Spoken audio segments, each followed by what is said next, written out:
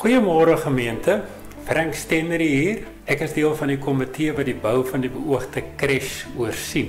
'n Oorsaak van die projek is aan die gemeente gestuur en tot dusver het ons 6 besware kommentare ontvang wat ek graag nou sal wil hanteer. Waarskynlik die grootste beswaar wat deur 'n aantal persone gestel is, kom daarop neer dat die instandhouding en opgradering van bestaande geboue aangespreek moet word eerder as die beoogde crash. Dit is belangrik uit 'n finansiële bestuursoogpunt beginsel dat mens so ver moontlik jou lopende uitgawes uit jou lopende inkomste finansier. Nou uit die aard van die saak, die lopende inkomste is natuurlik nou die kollektes, die maandelikse bydraes, die funksies soos besare wat ons hou en die uitgawes is nou goed soos byvoorbeeld salarisse en dan nou natuurlik die instandhouding van die geboue en administratiewe koste, sulke tipe van goed. Ook dat kapitale inkomste, ons het mos nou 2 huisies aan oor het ons verkoop, dat daai opbrengs nie gebruik word om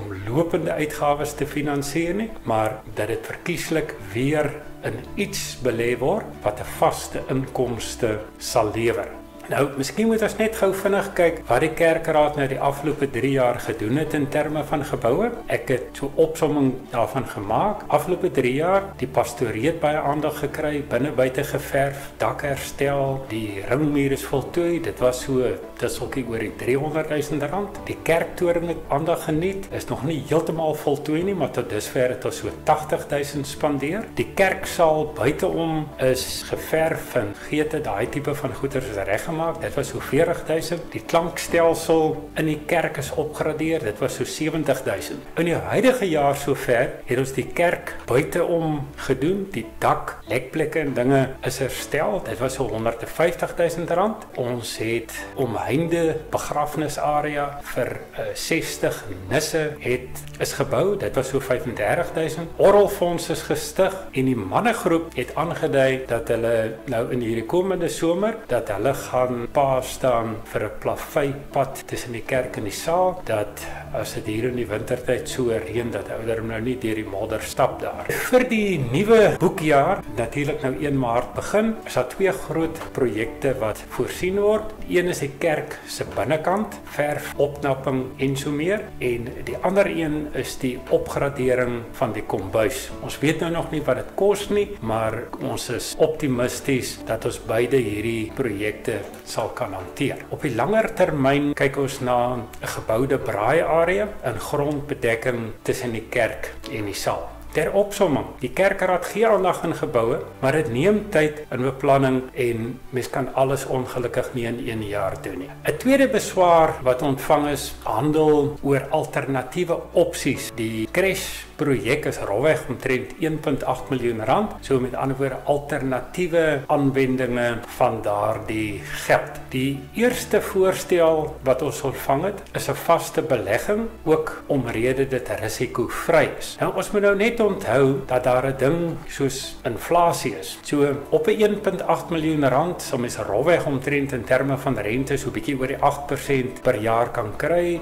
Dit beloop dan omtrent R150,000. So in jaar 1, as dit oor 'n 5 jaar termyn is, gaan jy in jaar 1 150 kry, in jaar 2 150, jaar 3, jaar 4, jaar 5. So onthou nou net dat as jy in jaar 5 kom, die R150,000 se rente wat jy dan ontvang, gaan vir jou wat koopkrag aanbetref omtrent net R110,000 se koopkrag in vandag se terme gee. So as gevolg van inflasie. Dieselfde natuurlik die kapitaalbedrag van R1.8 miljoen, na 5 jaar gaan sy koopkrag waarskynlik hier in die omgewing van R1.3 miljoen wees in vandag se terme. As ek nou net 'n voorbeeld kan vat, as jy nou byvoorbeeld 'n nuwe motor 5 jaar terug gekoop het en jy het R400,000 vir hom betaal, gaan maak 'n draai en gaan kyk wat hy nou vandag kos 5 jaar later. Dit gaan waarskynlik ergens tussen R600,000 en R700,000 wees. So dit wys net dat pryse gaan op en as gevolg van inflasie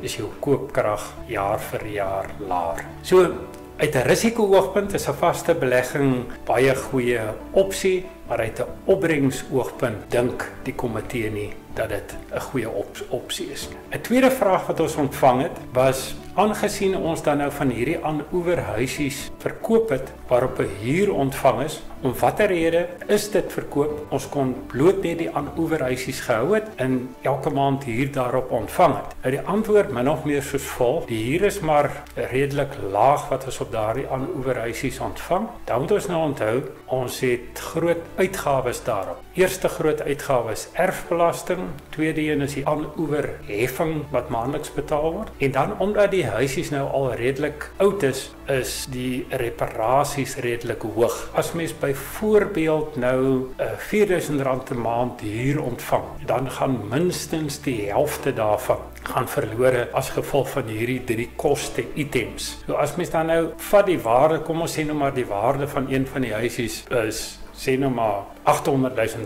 dan beteken dit daai netto huurinkomste wat jy kry oor die R800,000 per jaar. Dan gaan jy maar 'n opbrengs van so 'n omgewing van 2% kry wat baie laag is, wat onaanvaarbaar is. So dit is dan ook nie 'n opsie nie. So risiko baie laag, maar opbrengs ook baie laag. Die derde opsie, en dit is wat die komitee nou aanbeveel, is die crash. Die crash se jaarlikse netto huurinkomste is R140,000 en die huurder betaal die munisipale rekening. En hierdie huurinkomste verhoog jaarliks met 'n minimum van 6% per jaar. So uit 'n opbrengsoogpunt sal mens minstens die inflasie monster in toom kan hou. Die groot vraag wat nou nog oorbly en wat ook deur 'n aantal gemeentelede uitgewys het, is die risiko wat daarmee gepaard gaan.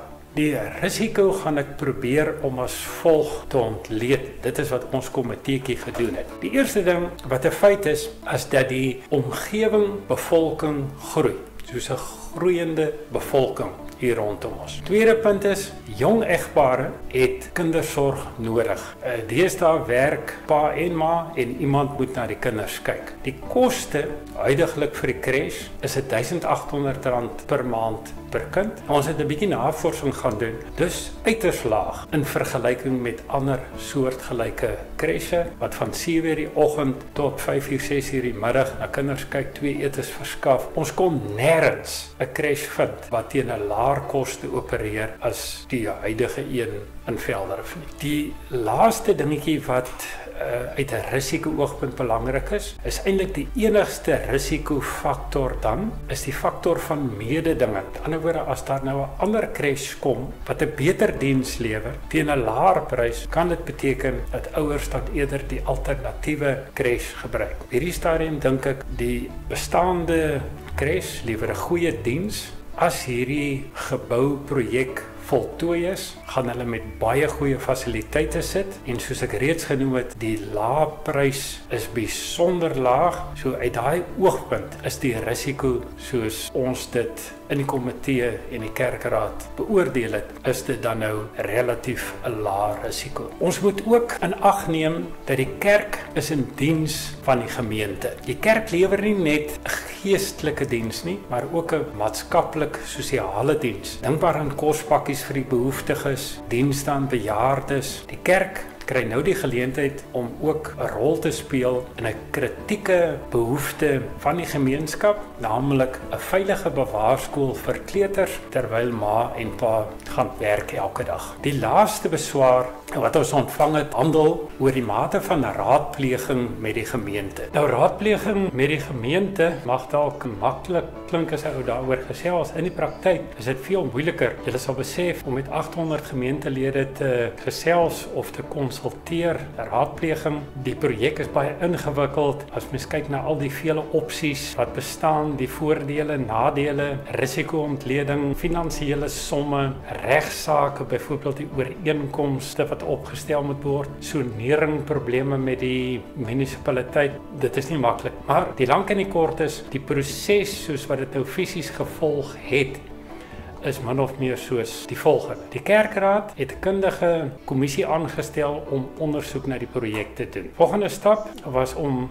kennis aan die gemeente te gee dat so 'n projek ondersoek word. Daarna het die kommissie, nadat hulle nou die ondersoek wat 2-3 maande geduur het, dit volledig nou alles deurgewerk het hulle 'n detailvoorlegging in die kerkraad verskaf wat die projek goedgekeur het en 'n oorsig van die projek is toe aan die gemeente uitgestuur, so die hoofpunte, voor, nadele ensovoorts hanteer het. Op die punt waar ons nou is die projek goedgekeur, maar daar is nog 'n agterdeur oop. Die kerkraad is en was wel bewus dat die sonering aansoek by die munisipaliteit vir die erf tot die einde van September moet dit geadverteer word en daarna is dit ook 'n kwessie dat dit nog 'n week of 2 kan vat voor finale goedkeuring gaan deurkom. So met ander woorde, die projek kan fisies eers begin in alle waarskynlikheid hier teen middel na later Oktober. So die agterdeur waarvan ek gepraat het, kom basies daarop neer. Sou daar nou wesenlike besware,